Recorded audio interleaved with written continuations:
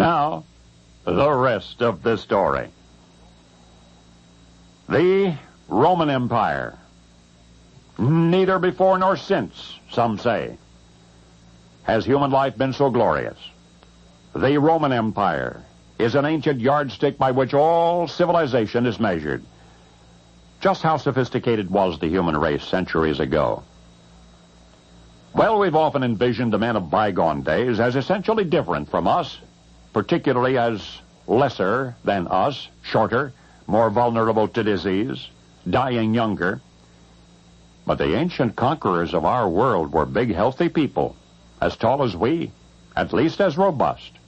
From their graves, their skeletal remains, we know they lived past retirement age and experienced virtually no tooth decay.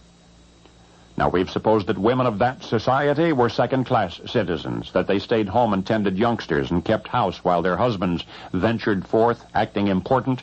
Almost certainly that's a misconception. Indeed, women then received the same decorations, the same honors as men. The conquerors groomed themselves fastidiously. The men shaved. Women's hair was coiffed.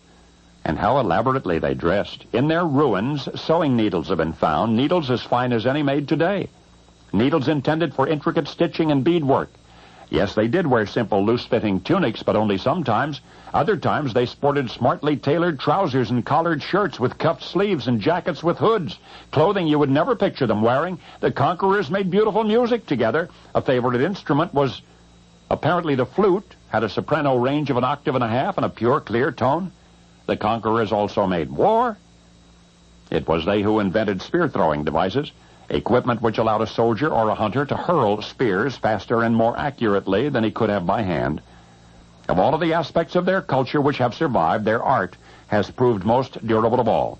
They produced graphic art, of course, painting three-dimensional, and yet some of their sculpture is remarkably reminiscent of modern abstract art, especially their so-called Venuses.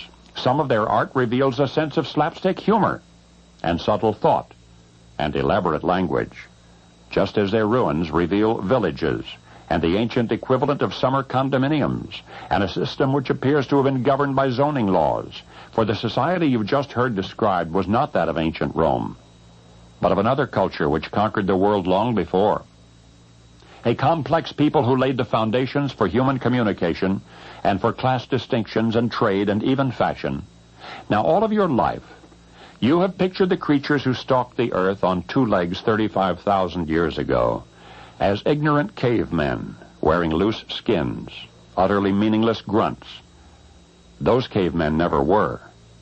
They lived in huts, actually, some made of wood, others of stone, some even of mammoth bone.